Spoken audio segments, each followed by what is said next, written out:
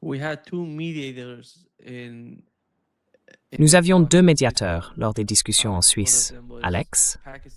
L'un, c'était le Pakistan, l'autre, le Qatar. Deux pays importants. Et voilà ce qui s'est passé. Les services de renseignement pakistanais, à l'époque du général Musharraf, le maréchal du Pakistan, étaient présents en Suisse. Leur évaluation, leur analyse, c'était qu'Israël voulait l'assassiner pendant qu'il se trouvait là-bas. Alors de leur côté, on ne sait pas si c'était vrai ou non, mais selon les renseignements pakistanais, Israël, le Mossad, préparait un assassinat. Du coup, ils ont envoyé un message au Mossad, au gouvernement israélien. Si quelque chose arrive, il va se passer quelque chose de très grave pour votre pays.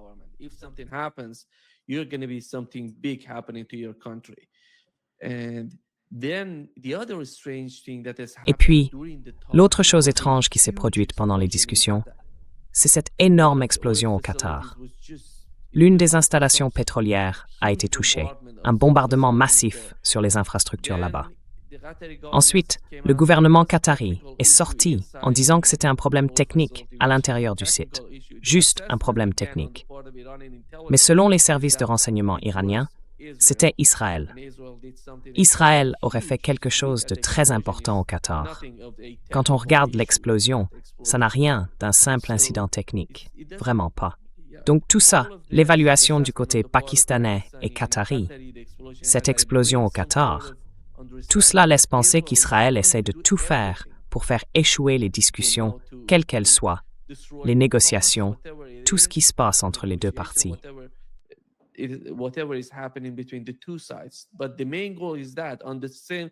Mais l'objectif principal, c'est qu'en même temps, ils essaient de tout faire, aux États-Unis comme à l'extérieur, pour créer de nouveaux obstacles. Est-ce que vous voyez, avec le temps, toute la région se retourner d'une certaine manière contre Israël? Parce qu'en ce moment, tout le monde semble arriver à une sorte de constat. Israël n'est pas favorable à quoi que ce soit. Avant cette guerre, les pays du Golfe, les pays du CCG, considéraient que l'Iran était l'ennemi et qu'Israël ne l'était pas vraiment. Qu'est-ce que vous en pensez? Comment voyez-vous cette évolution dans la région?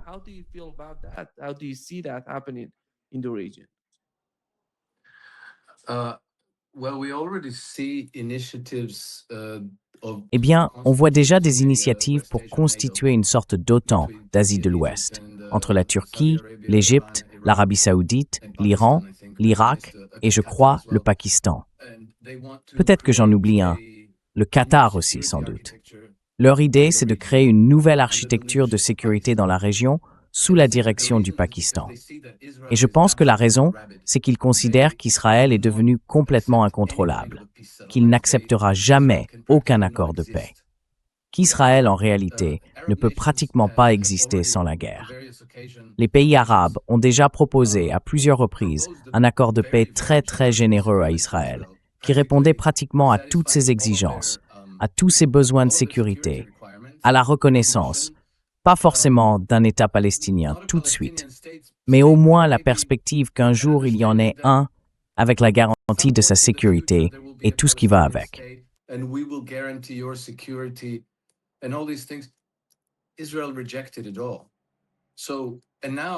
Israël a tout rejeté. Et maintenant, après avoir mené la guerre sur 6 fronts, on entend de plus en plus fort les tambours d'une guerre contre la Turquie. Du coup, tout le monde dans la région voit bien qu'Israël représente une menace incurable pour leur sécurité, que tant qu'Israël est là, la guerre permanente dans la région est quasiment assurée. Et ils voient aussi que les États-Unis ne sont pas un médiateur honnête et qu'ils ne sont ni disposés ni capables de leur offrir la protection qu'ils pensaient avoir. Parce que, quand la guerre a éclaté, les Américains ont retiré des systèmes de défense aérienne essentiels des pays arabes pour défendre Israël.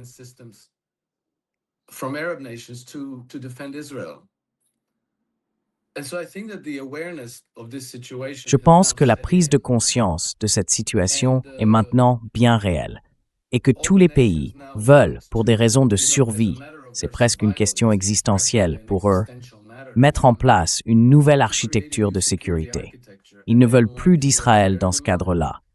Et ils ne comptent plus sur les États-Unis, ni comme fournisseurs de défense, ni comme médiateur honnête dans quoi que ce soit. Je pense aussi qu'ils ont sur ce point le plein soutien de la Chine et de la Russie, qui elles aussi, pour des raisons existentielles, veulent une nouvelle architecture de sécurité dans la région. Et c'est, à mon avis, la raison pour laquelle les Israéliens sont aussi hystériques et paniqués qu'ils le sont aujourd'hui. Ils sont prêts à faire la guerre à tout le monde. Ils vont jusqu'à proférer des menaces contre les États-Unis.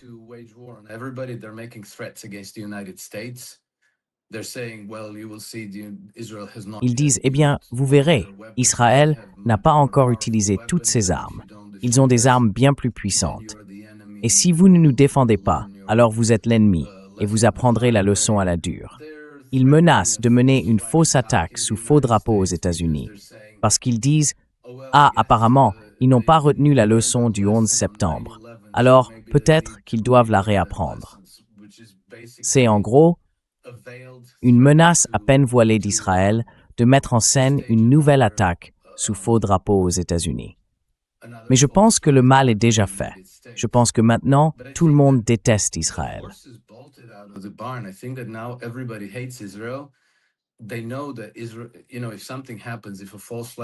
Ils savent que si quelque chose se produit, si une attaque sous faux drapeau a vraiment lieu, je ne pense pas que les gens vont croire que c'était un groupe d'Arabes avec des cutters, ou peu importe sur qui ils essayent de rejeter la faute. En l'occurrence, l'Iran. Je pense que beaucoup verront plutôt Israël comme le suspect numéro 1. Donc en fait, ils se sont complètement enfermés dans une impasse. Et à part entraîner de nouveau les États-Unis dans une guerre totale, sans aucune limite, sur terre, dans les airs, avec toutes les munitions possibles, Palantir parle même de rétablir la conscription pour que tous les jeunes Américains, hommes et femmes, partent se battre et mourir pour Israël. Sans ça, ils sont perdus. Ils sont en train littéralement de tourner en rond avant de sombrer. Et honnêtement, je ne vois pas comment Israël peut s'en sortir.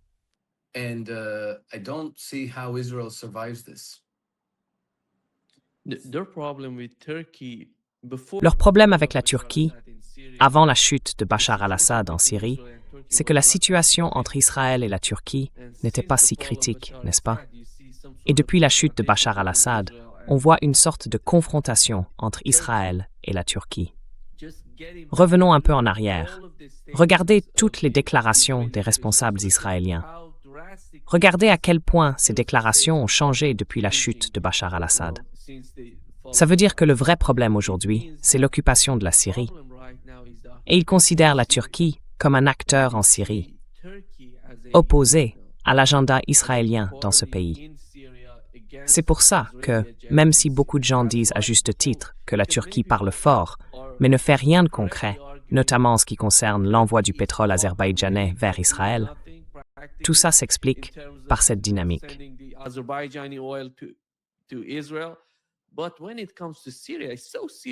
Mais quand il s'agit de la Syrie, c'est extrêmement sérieux pour la Turquie. À mon avis, la Turquie ne va pas reculer sur la question syrienne. Et Israël le sait très bien. C'est pour ça qu'ils disent que la prochaine cible, ce sera la Turquie, et qu'ils vont aller se battre en Turquie. Jonathan Pollard l'a d'ailleurs dit, le prochain affrontement, la prochaine phase, sera contre la Turquie. Et à mon sens, c'est une recette pour le désastre pour les États-Unis. En ce moment, ils ont deux sortes de structures, 2-4 et 6-6-2. Le premier groupe veut fusionner l'armée américaine avec l'armée israélienne et les services de renseignement américains avec les services israéliens.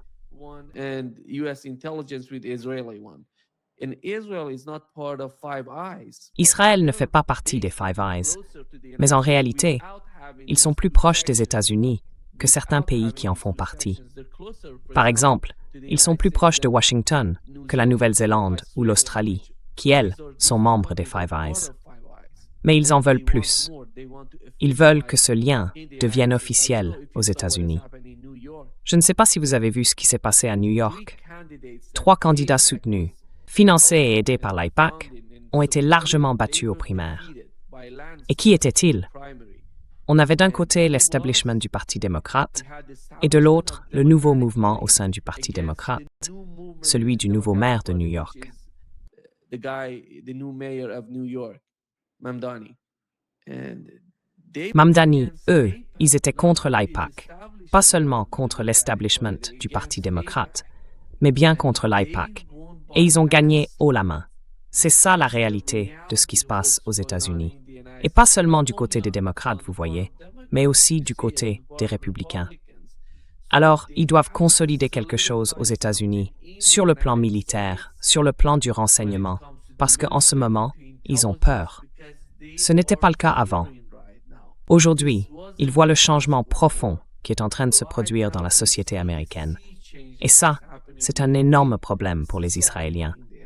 Je pense qu'ils en ont bien conscience.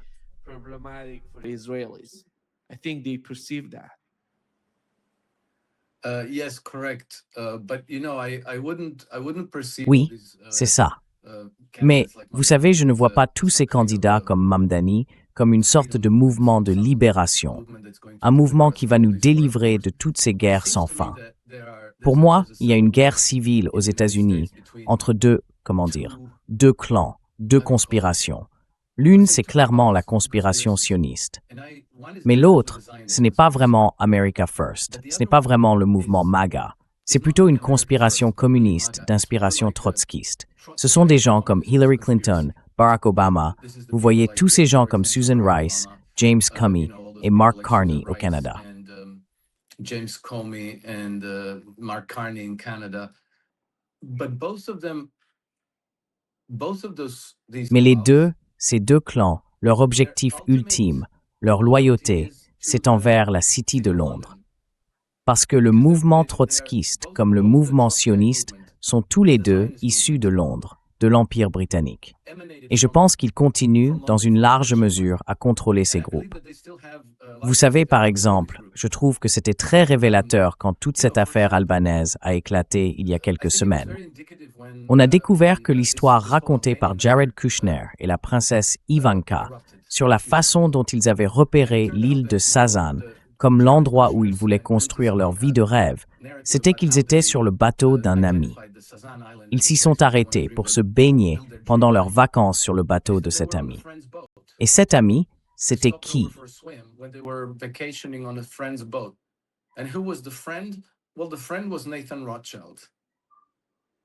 Eh bien, l'ami en question, c'était Nathan Rothschild, donc un lien direct avec la City de Londres. Je ne sais pas si Trump en est conscient. J'ai du mal à imaginer qu'il ne le soit pas. Et puis, il y a aussi Mark Carney, Barack Obama, Hillary Clinton, Feu John McCain, les personnes que je classerais dans cette conspiration trotskiste. Eux aussi font sans cesse l'aller-retour entre Washington et Londres. Au final, tout ça mène au même épicentre de ces guerres sans fin. Le fait qu'un camp gagne une élection primaire, à mon avis, ne devrait rassurer personne. C'est simplement que la conspiration trotskiste est obsédée, de manière presque maladive, par l'Ukraine et la Russie, tandis que la conspiration sioniste, elle, est tout aussi obsédée par Israël et l'Iran, par le Moyen-Orient. Obsessed with Israel and Iran, with the Middle East. But it's still that, clash between two. Mais c'est toujours ce choc entre deux systèmes de gouvernance. Et en réalité, ces deux conspirations représentent fondamentalement le même système. La seule différence, c'est qu'ils ont des priorités différentes en matière de politique étrangère. Je pense que ces deux systèmes sont tellement enracinés dans l'establishment américain que je ne vois pas comment on pourrait vraiment les éliminer pour permettre un véritable mouvement MAGA, un vrai retour aux traditions républicaines américaines. À ce stade, je me dis que cela pourrait finir par une guerre civile ou une révolution menée, disons, par un groupe de généraux du Pentagone qui prendrait le contrôle. Mais bon, tout ça pourrait commencer à se produire quand le prix de l'essence dépassera les $10 le gallon et que les gens ne pourront plus acheter de quoi nourrir leurs enfants. À ce moment-là, les choses pourraient vraiment dégénérer, devenir beaucoup plus laides. Mais d'ici là, on reste simplement pris entre deux marionnettes qui, au fond, servent le même maître.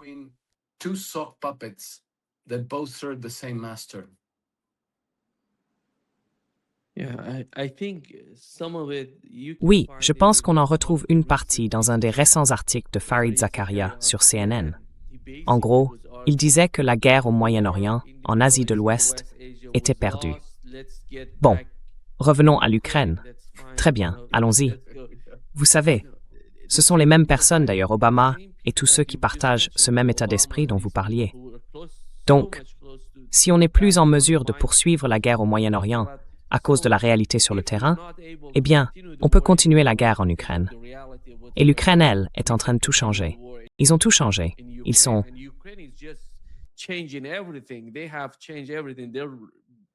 Oh, ils sont pratiquement aux portes de Moscou maintenant. Oui, je pense que c'est vrai. Parce que cet état d'esprit, c'est la continuation de la guerre. Cette machine de guerre doit continuer encore et encore, sans tout faire s'effondrer.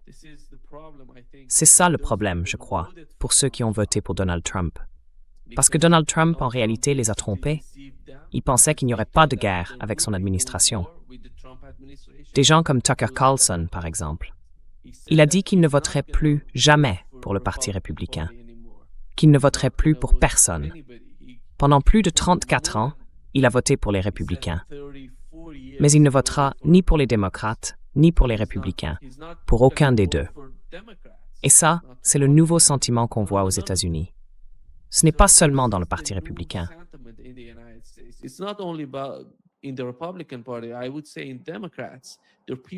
Je dirais que, chez les démocrates, il y a des gens qui ne veulent rien de tout ça, aucune de ces guerres, d'aucune sorte. On a Matto, notre ami de ce podcast, qui n'en veut pas non plus. Ces gens-là sont anti-guerre. Ils ne veulent pas de guerre, et ils ne voient rien de bon pour les États-Unis à long terme, ni même à court terme. Parce qu'ils voient bien comment est la Chine, d'une certaine manière. Imaginez un peu ce que fait la Chine. Elle ne participe à aucun conflit, à aucune guerre. Toute son attention est tournée vers son économie, vers la production. De quoi ont-ils besoin? Cette énorme machine, ce moteur gigantesque, a besoin d'énergie. Et ils l'ont. Ils l'ont grâce à la Russie, grâce au Moyen-Orient. Les États-Unis, eux, voulaient dominer le détroit d'Ormuz.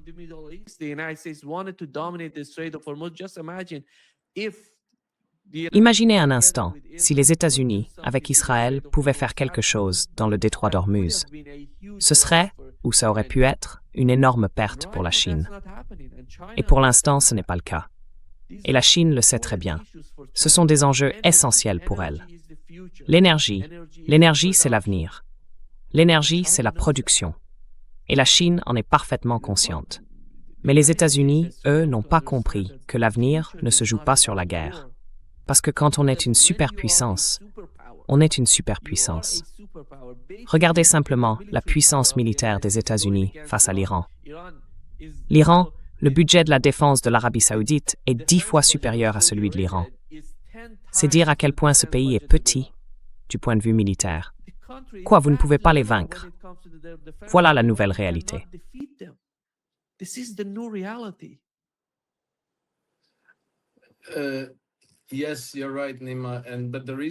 Oui, tu as raison, Nima. Mais la raison pour laquelle le budget de la défense de l'Arabie saoudite est 10 fois supérieur à celui de l'Iran, c'est parce qu'ils achètent leurs armes aux États-Unis. Et là encore, c'est un de ces effets bien connus. Tu as beaucoup d'argent, il est déposé dans des banques américaines, et on va te dire comment tu peux le dépenser. Alors ils disent, bon, on va vous offrir notre protection, mais vous devez acheter toutes ces armes chez nous. Et ce sont, soi-disant, les meilleures armes du monde, les plus puissantes, les plus high-tech, les plus incroyables jamais inventées dans toute l'histoire de l'univers. Mais elles coûtent un peu cher. Et donc, quand on ne te laisse pas utiliser ton argent comme tu le voudrais, tu te dis, bon, on a besoin de sécurité, on a besoin de protection.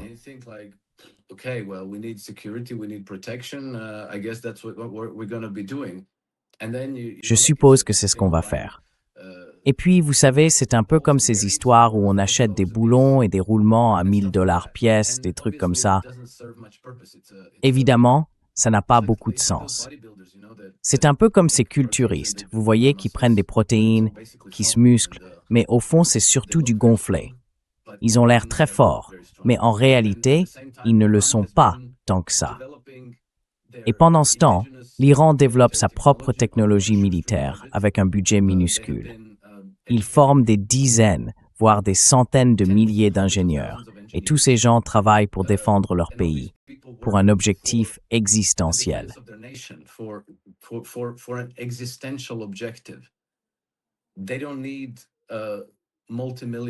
Ils n'ont pas besoin de primes de plusieurs millions de dollars. Ils n'ont pas besoin de salaires énormes. L'État n'a pas besoin de vendre les systèmes d'armes les plus chers, des armes façon Ferrari ou Lamborghini à l'armée iranienne. Ils travaillent pour leur propre défense. Alors ils ont essayé de faire au mieux avec ce qu'ils ont. C'est pareil pour la Russie.